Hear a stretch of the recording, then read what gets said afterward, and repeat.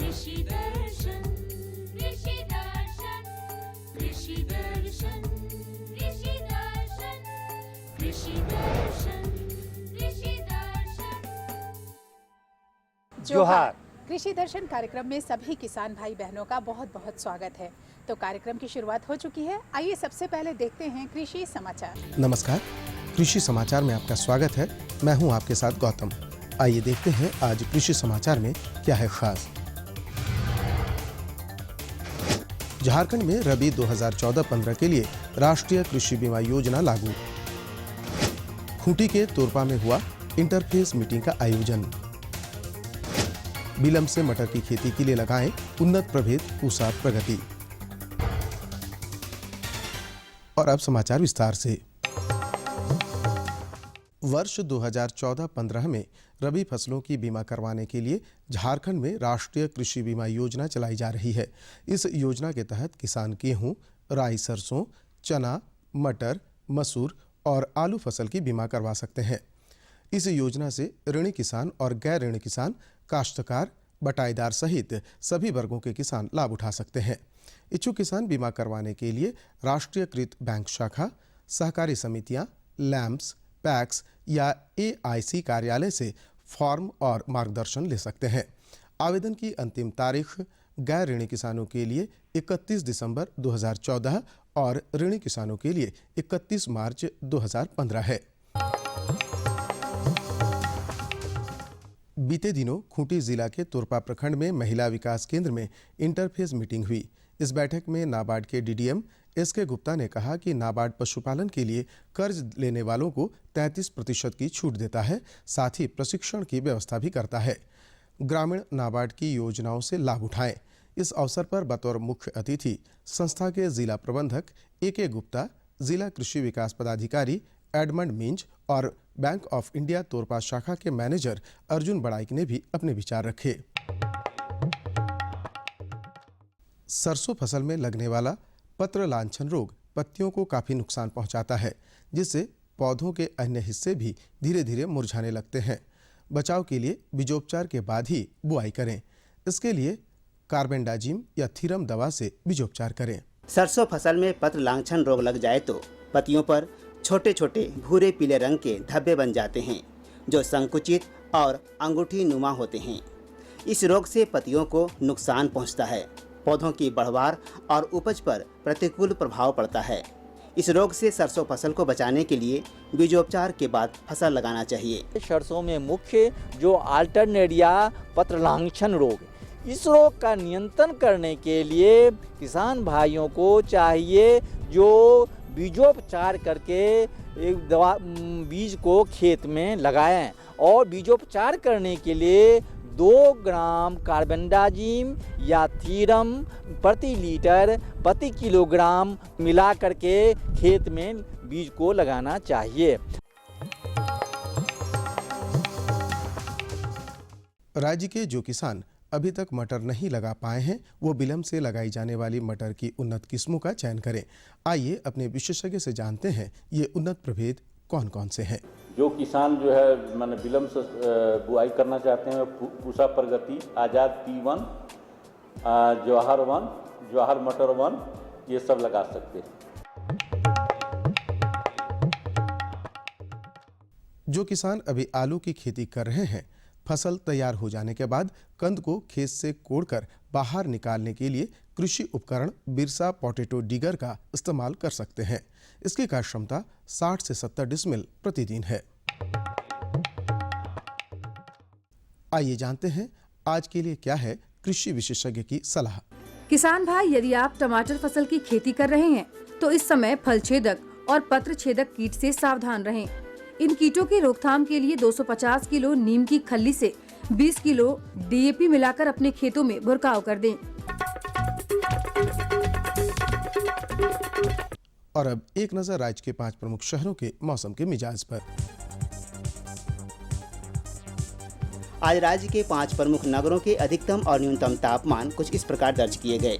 रांची का अधिकतम तापमान 23 डिग्री सेल्सियस और न्यूनतम 12 डिग्री सेल्सियस। जमशेदपुर का अधिकतम तापमान 28 डिग्री सेल्सियस और न्यूनतम 15 डिग्री सेल्सियस।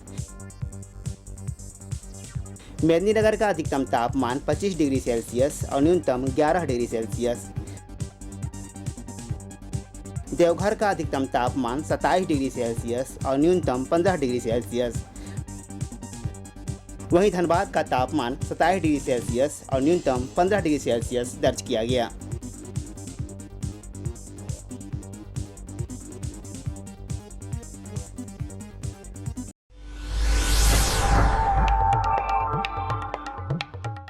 और अब मंडी भाव में आइए नजर डालते हैं अनाजों के भाव पर।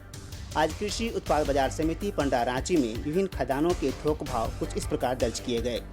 चावल मोटा 2150 रुपये से 2350 रुपये, चावल मध्यम 2400 रुपये से 2600 रुपये, चावल उत्तम 3700 रुपये से 4400 रुपये, गेहूँ 1600 रुपये से 1800 रुपये, चना 3200 रुपये से 3400 रुपये, दाल अरहर 6600 रुपये से 7000 रुपये, दाल मसूर 6500 रुपये से 6900 रुपये, दाल चना 3400 रुपये से 3600 रुपये, सरसों तेल 8500 रुपये से 9500 रुपये, चीनी 3000 रुपये से 3200 रुपये, आलू 950 रुपये से 1550 रुपये और प्याज 1400 रुपये से 1700 रुपये प्रति क्विंटल रहा। कृषि समाचार में आज इतना ही। अगले दिन अगले अंक में फिर मुलाकात होगी कुछ ताज़ा तरीन खबरों के साथ। तब तक के लिए दीजिए इजाज़त। नमस्कार, जोहार। दोस्तों, कृषि समाचार में हमने देखा मंडी का भाव, मौसम का मिजाज और खेती बाड़ी से जुड़ी हुई तमाम तरह की खबरें और जानकारी। बिल्कुल।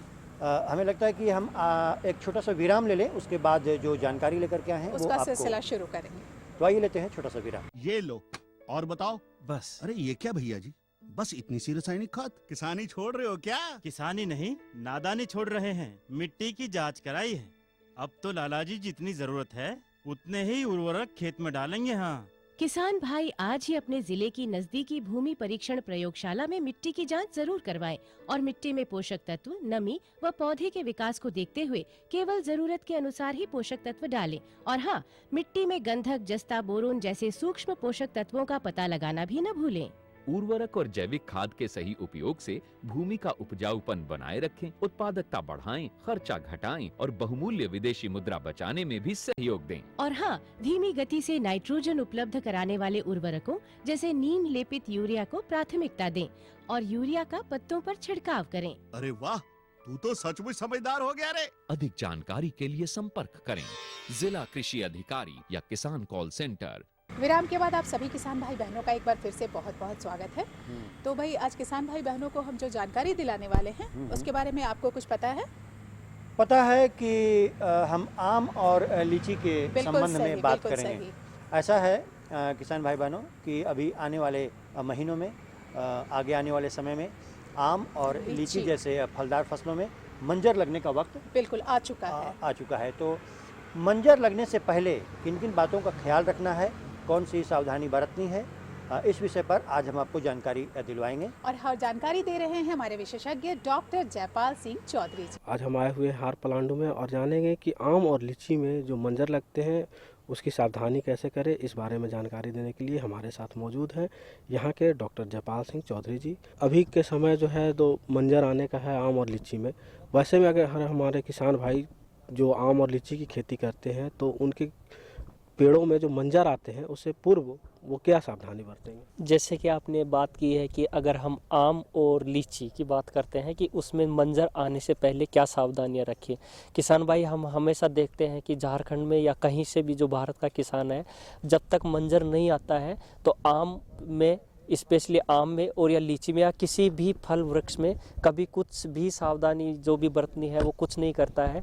जब मंजर जब आना शुरू करता है तब किसान सोचता है कि इसका छिड़काव करें, उसका छिड़काव करें, लेकिन जब तक काफ़ी देर हो चुकी होती है। तो किसान भाइयों, इसके लिए अगर हम बात करते हैं जैसे आम में, अगर आम में जैसे ही हम यहाँ के अगर झारखंड में बात करते हैं तो मंजर मुख्य रूप से जनवरी के माह में आता है। कुछ आगात जो भी आम की जो किस्में हैं उसमें दिसंबर के लास्ट मंथ में भी जो लास्ट है उसमें भी आना शुरू कर देता है।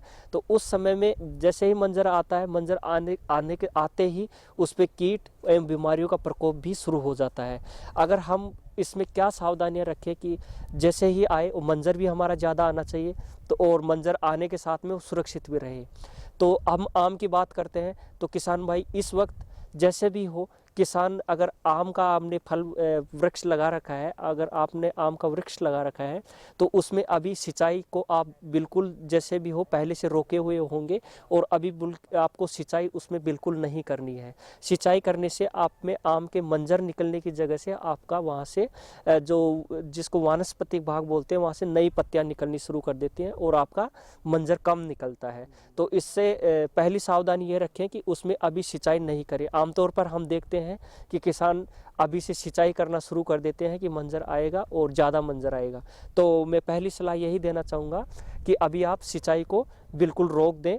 और दूसरा यह है कि आम का जो भी आप उसके आसपास की ज़मीन है जिसको हम थाला बोलते हैं उसको आप गुड़ाई कर दें, उसको थोड़ा थोड़ा आप किसी कुदाल से लेकर के आप उसको गोड़ दें, जिससे क्या होगा कि ऊपर की ज़मीन भुरभुरी हो जाए। ये दूसरा, इससे एक और फ़ायदा है कि उसमें जो भी छुपे हुए कीट होते हैं, मुख्य रूप से गुजिया जिसको बग बोलते हैं, मीली बग जो भी होती है वो यहीं पे छुपी हुई रहती है और अभी आप नवंबर के लास्ट या दिसंबर में ऊपर पेड़ पे चढ़ना शुरू कर देती है।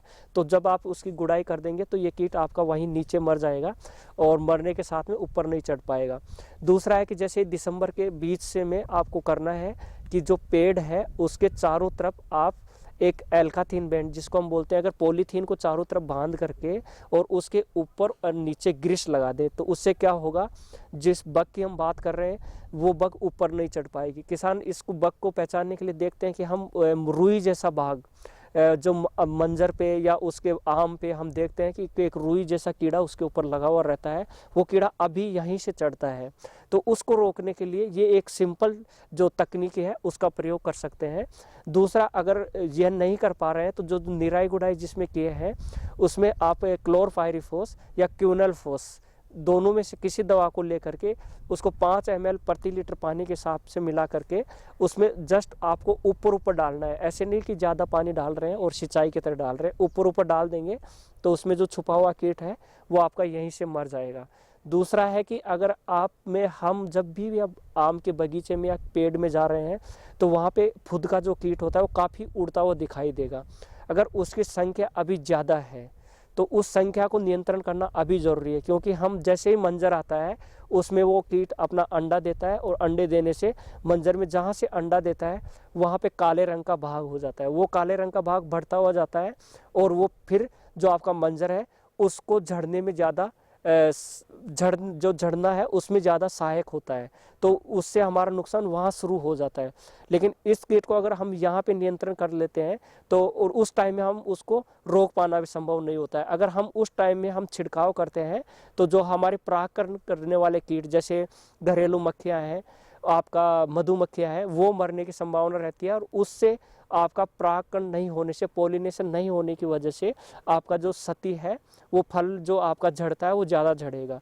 तो उसकी इस अवस्था में आप अभी ही एक क्लोरपाइरिफॉस जो हाई कंसंट्रेशन जिसको मैं बोलना चाह रहा हूँ 2 ml को 1 लीटर पानी में मिला करके, जहाँ पे आपके ओवर क्राउडेड जिसको अति अगर घनत्व वाले जो भी बगीचे हैं उसमें एक छिड़काव अब ज़रूर अभी आप 2 ml को 1 लीटर पानी में मिला के क्लोरपाइरिफॉस का करें, जिससे ये जो कीड़ा जो आपको बाद में परेशान करेगा वो अभी से नियंत्रित हो जाएगा।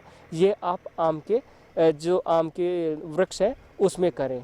तो डॉक्टर साहब यह बात है क्या लीची के पेड़ों पे भी लागू होती है? जैसे हम लीची के पेड़ की अगर बात करते हैं तो लीची के पेड़ में आप सिंचाई की जो बात है, सिंचाई आप उसमें रेगुलरली आप सिंचाई करते रहें, लेकिन उसमें दूसरा ध्यान देने की मुख्य समस्या मतलब मोस्टली प्रॉब्लम जो आती है लीची में जो मंजर की है।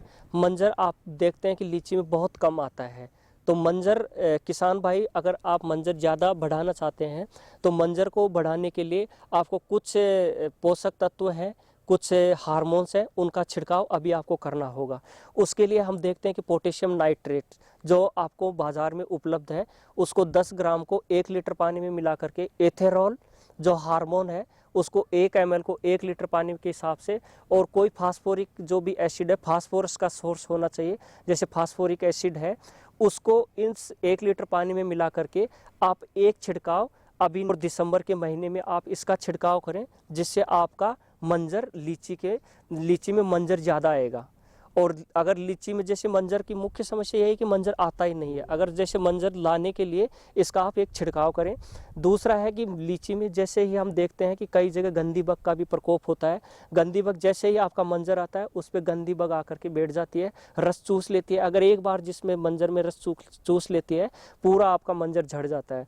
तो जैसे ही अगर किसी बगीचे में या किसी आपके जो वृक्ष पे अगर गंदी बग का प्रकोप है तो उस प्रकोप से बचने के लिए अभी आप सुबह के समय में 7 बजे से पहले आप एक क्लोरपायरिफॉस 1 ml, साइपरमेथ्रिन को 1 ml को मिला करके एक छिड़काव करें, जिससे आपका जो गंदी बग का है प्रकोप कम हो जाएगा। दूसरा है कि हम देखते हैं कि लीची में अभी भी माइट की समस्या, माइट में पत्तियां आपकी सिकुड़ी हुई या जली हुई दिखाई देती हैं। उन जली हुई जो सिकुड़ी हुई आपकी पत्तियां हैं उनको आप काट करके नष्ट कर दें, क्योंकि यही पत्तियां जो आपको हैं बाद में मंजर पे फैलता हुआ जो कीड़ा है मंजर पे फैलेगा और मंजर आपका मोटा होकर के श्रूट टाइप का दिखेगा, जिस पे आपका फल लगने की संभावनाएं कम रहती हैं और झड़ता भी ज़्यादा है। तो उसके लिए आप यहीं से जो माइट का जो नियंत्रण है इसको काट करके आप नष्ट कर दें। तो ये लीची के जो समस्या, लीची में आप ये देखभाल अभी करें किसान भाई। तो डॉक्टर साहब ने जो भी जानकारियाँ दी उनका उपयोग करेंगे तो आपके फसलों में या पेड़ों में अधिक से अधिक मंजर आएंगे और ज़्यादा फल उत्पादन होगा। डॉक्टर साहब आप हमारे इस कार्यक्रम में आए और हमारे किसान भाइयों को इतनी अच्छी जानकारी दी, इसके लिए आपका बहुत बहुत धन्यवाद। नमस्कार। ये जानकारी तो वाकई बहुत ही अच्छी थी। बिल्कुल। तो हम अपने किसान भाई बहनों को दूसरी जानकारी दिलवाएं। हमारे जानकारी तो ऐसे भी वो आएंगे शिव कुमार जी, तभी चलेगी। लेकिन जानकारी से पहले आप बिल्कुल किसान भाई बहनों, जानकारी से पहले एक छोटा सा संदेश। राम राम काका, कहाँ चल दिया? अरे भाई, फसल में कीटनाशी का छिड़काव करने जा रहा हूँ ताकि फसल सुरक्षित रहे। और अपनी सुरक्षा? अपनी सुरक्षा मतलब काका, कीटनाशी का छिड़काव करते वक्त अपने शरीर को पूरी तरह ढक लेनी चाहिए, खास करके नाक, मुंह और आँख को। हाथ में दस्ताने पहनकर ही कीटनाशी का प्रयोग करना चाहिए। तो क्यों? क्योंकि काका, कीटनाशी विषैले होते हैं, इससे हमारा स्वास्थ्य खराब भी हो सकता है और इसके बुरे परिणाम भी हो सकते हैं। हाँ। अब हमारे साथ जुड़ चुके हैं कुमार जी। कुमार जी को सबसे पहले जोहार। जोहार। तो आप सबसे पहले आज ये बताइए कि हमारे किसान भाई बहनों को आप किस चीज़ की जानकारी दिलाने वाले हैं? हम अपने किसान भाइयों को पहले जोहार कहते हैं। किसान भाइयों जोहार। रबी तिलहनी फसल को कीट से बचाएं, अधिक उपज पाएं। जी हाँ, अगर आप रबी तिलहनी फसल की तैयारी कर रहे हैं, उसकी खेती करना चाहते हैं, तो उसका प्रबंधन कैसे करें, उसको कीट से कैसे बचाएं, उसकी वैज्ञानिक खेती कैसे करें, इस पर विस्तृत जानकारी के लिए हम आपको लिए चलते हैं अपने विशेषज्ञ के पास। और हमारे विशेषज्ञ हैं डॉक्टर देवेंद्र प्रसाद। तो आइए जानते हैं उनसे। आज हम बात करेंगे तिलहनी फसलों में लगने वाले कीटों के बारे में, और इस पर बात करने के लिए हमारे साथ हैं डॉक्टर देवेंद्र प्रसाद जी, बीएयू से। सर, हम ये जानना चाहेंगे कि जो किसान अभी तिलहनी फसलों को लगाए हुए हैं उनमें कई तरह के कीट भी आ जाते हैं जो कि उनको काफ़ी परेशान करते हैं। तो सबसे पहले हमें ये बताएं कि उनमें कौन कौन से प्रमुख कीट जो है उनके फसलों को नुकसान पहुंचाते हैं। देखिए, अभी तो जो सरसों का फसल देख रहे हैं, चारों ओर हर जगह सरसों की खेती होती है और अभी जो सरसों है उसमें फूल भी आ गए हैं। तो इसमें जो प्रारंभिक अवस्था में जो कीट लगता है उसको आरा मक्खी बोलते हैं। लेकिन सबसे ज़्यादा जो प्रमुख कीट है, मेन मतलब मुख्य रूप से कहा जाए तो लाही का प्रकोप सबसे ज़्यादा अधिक होता है। हर जगह पूरे झारखंड प्रदेश में हो या और कहीं भी हो, लाही की प्रमुखता होती है। और उसके अलावे कभी कभी चित्रित बग का भी प्रकोप देखा जाता है। तो कभी कभी चित्रित बग का प्रकोप अधिक हो जाता है तो उससे भी नुकसान हम लोग को देखते हैं। तो अब हम लोग मतलब अब एक बात और किसान भाइयों को मैं बता देना चाहता हूँ कि ये जो प्रमुख कीट हुआ 3 तरह का, तो ये किस प्रकार से नुकसान करते हैं। तो सबसे जो प्रथम मैं बात बता रहा हूँ आरा मक्खी की बात। किसान भाई जब सरसों आप लगाते हैं, सरसों की खेती अभी भी बहुत किसान भाई अभी भी लगा रहे हैं, क्योंकि धान बहुत सा किसान भाई धान कटने के बाद भी उसको जुताई करने के बाद खेती लगाते हैं। तो ये प्रारंभिक अवस्था में आरा मक्खी की जो प्रधानता बहुत अधिक होती है। कहने का मेरा मतलब है कि उसका प्रकोप बहुत अधिक हो जाता है। और ये जब पौधे जब छोटे होते हैं, कम से कम 12-15 दिन या 20 दिन का पौधे जब होते हैं, तो ये आरा मक्खी जो है, इसका जो पिल्लू है वो छिपा हुआ रहता है ढेलों में। दिन के समय ढेलों में छिपा हुआ रहता है और सुबह और शाम में ये पौधे पर चढ़ करके पत्तियों को पूरा चाट जाता है, खा जाता है, या कभी कभी पूरे एकदम ठूंठ कर देता है, पूरे पौधे को ठूंठ कर देता है। तो इस हालत में किसान भाइयों को कभी कभी दोबारा भी खेती लगाना पड़ जाता है। तो प्रारंभिक अवस्था में काफ़ी नुकसान करता है, लेकिन जब पौधे अभी बढ़ गए हैं, जिसमें फूल आ गए हैं, और अभी का जो मौसम अभी आ रहा है, जो बादल, अगर कुछ आकाश में बादल आएगा, कभी कभी बूंदा बूंदी भी होती है, तो उस समय लाही का प्रकोप बहुत ज़्यादा अधिक हो जाता है। इतना ज़्यादा अधिक लाही का प्रकोप हो जाता है कि जो उसमें फूल लगा है या फलियां बनी है, वो पूरा लाही के प्रकोप से ढक जाता है। और जब ये ढक जाता है, और लाही का क्या काम है, ये रस चूसने वाला कीट है। रस चूसने के कारण पूरे जो डंठल है या फलियां है वो टेढ़ी मढ़ी हो जाती है, फूल भी गिर जाते हैं, सूख जाते हैं। तो ये सबसे ज़्यादा इससे इसका नुकसान होता है। तो इससे हमको हर हालत में बचाव करने की ज़रूरत है। और तीसरी बात मैं बता रहा था, चित्रित बग। चित्रित बग जो है उसके कभी कभी अधिक नुकसान होता है। ये बग भी जो है वो पत्तियों को मतलब उसमें से रस चूसते हैं। पत्तियों का रस चूसने के कारण पत्तियां वहाँ से उजला हो जाता है, टेढ़ी मढ़ी पत्तियां हो जाती है। तो कभी कभी इसके द्वारा भी नुकसान काफ़ी होता है। लेकिन हम ये जानना चाहेंगे कि इन कीटों से नियंत्रण कैसे करें किसान भाई? प्रारंभिक अवस्था में जब मैं बताया कि आरा मक्खी का अगर प्रकोप होता है, किसान भाई अगर आपके पास समय है तो रोज़ खेत में सुबह में जाइए आप। और ये चूँकि आरा मक्खी का पिल्लू जो होता है थोड़ा बड़ा होता है, तो एकदम भोर में या शाम के समय जाएंगे तो उसको चून करके नष्ट किया जा सकता है। जी, पैर से मसल सकते हैं, चून करके किसी गड्ढे में भी उसको दबा सकते हैं। तो इस तरह ये मतलब सावधानी है। और अगर इसके अलावे अगर आपको एरिया ज़्यादा है, ज़्यादा क्षेत्रफल में लगाए हैं जो संभव नहीं है, तो एक दवा है जो जिसका नाम है डाइक्लोरभॉस।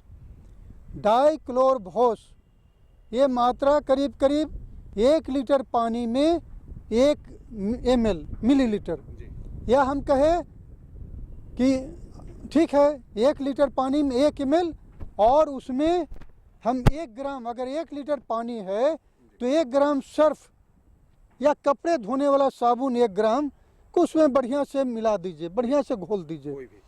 एक बात ज़रूर है कि सर्फ जो है वो ठंडे पानी में अच्छी तरह से नहीं घुलता है। तो किसान भाई अगर आप मान लिया नैपसेक जो पीठ पर जो स्प्रेयर मतलब छिड़काव मशीन जो होता है करीब करीब 15 लीटर का आता है, या मान लीजिए 12 लीटर पानी डाल रहे हैं, तो 12 ग्राम आप उसमें सर्फ मिलाना है।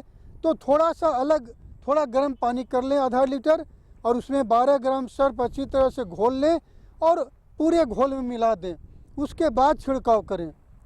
तो ये जो डाइक्लोरभॉस है ये तुरंत मतलब एक कीड़े मकोड़े को मारता है, और ख़ास करके पत्तियों को काटने वाले जो भी कीड़े मकोड़े हैं उसके लिए बहुत ही अच्छी, बहुत ही कारगर दवा है डाइक्लोरभॉस।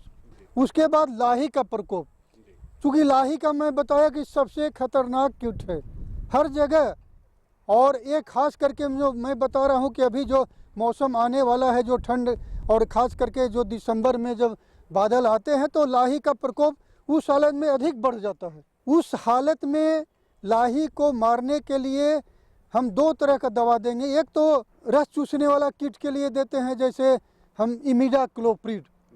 इमिडाक्लोप्रिड जो दवा है वो करीब 10 लीटर पानी में करीब करीब 5 से 6 मिलीलीटर का घोल बनाएंगे, और उसमें भी 10 ग्राम सर्फ मिलाएंगे। तो इसको घोल करके जब छिड़काव करेंगे तो ये जो भी रस चूसने वाला कीट है, खास करके लाही है या मधुआ है, उसके लिए काफ़ी कारगर साबित हुआ है, काफ़ी हो रहा है अभी। तो इसको पहली बार दें, छिड़काव करें, और फिर डॉक्टर साहब, एक अंत में हम आपसे ये जानना चाहेंगे कि अभी तो खड़ी फसलों में जो कीट लगते हैं उनके बारे में आपने बताया कि उसका कैसे प्रबंधन करें। हम ये जानना चाहेंगे, मान लीजिए अगली दफ़ा जो किसान अगर फसल लगा रहे हैं तो वो कौन सी सावधानियां ऐसी रखें कि इस तरह की समस्या उनको ना आए। बड़ा आपने प्रश्न बहुत अच्छा किया है। किसान भाइयों को ये चाहिए खेती लगाने के पहले अगर समय मिलता है तो खरपतवार को उसको जमा करके जला दें, नष्ट कर दें, क्योंकि उसमें कीड़े मकोड़े छिपे रहते हैं, वो नष्ट हो जाएंगे। और बढ़िया से जुताई कर दें, क्योंकि मिट्टी में भी कीड़े छिपे होते हैं, तो बढ़िया से जुताई कर दें। अगर जितना संभव हो उसको धूप दिखावें, जो भी समय मिले, तो उसमें जो छिपे हुए कीड़े हैं वो भी मरते हैं। और इसके अलावे हम बराबर फसलों को देख रेख करें, और जैसे ही मतलब कीड़े मकोड़े का आगमन हो तो हम जो सुरक्षित दवा है, जैसे नीम से बना हुआ दवा बहुत ही सुरक्षित दवा है, घर में भी बना सकते हैं, या फिर गोमूत्र से दवा बनाते हैं, खैनी का डंठल से बनाते हैं। तो ये सब घरेलू उपचार को पहले हम अगर इस्तेमाल करेंगे तो अच्छा काम करेगा।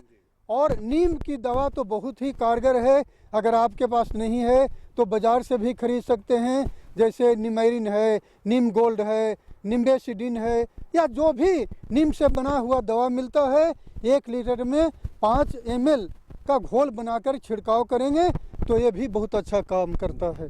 क्या बात है, बहुत बढ़िया जानकारी कि इस मौसम में, अभी तो रबी का मौसम चल रहा है, अगर ऐसे में हम जो किसान तिलहनी फसलों की रबी में तिलहनी फसलों की खेती जो कर रहे हैं तो कीड़ा मकोड़ा तो लगता है, तो लगे तो हमारे विशेषज्ञ साहब जो बताएं कि क्या उपाय करें, किस कीट में किन दवाइयों का इस्तेमाल करें, ये जानकारी हमें बहुत अच्छी आज मिली। बिल्कुल, और इस पर निश्चित ही हमारे किसान भाई बहन अमल करेंगे। बिल्कुल करेंगे। और भौजी, हमको लगता है कि अब आज के अंक का अब वक्त शेष होने को है, बिल्कुल, तो हम आपसे इजाज़त लें। उससे पहले आप कागज़ कलम उठाएं और लिखें हमारा पता। हमारा पता है कृषि दर्शन कृषि प्रकोष्ठ द्वारा केंद्र निदेशक दूरदर्शन केंद्र रातू रोड रांची। हमारा पिन संख्या है 834001। तो इसी के साथ हमारे पत्रकार बंधु को, मंगरा भाई को और हमारी पूरी टीम को दीजिए इजाज़त। जोहार।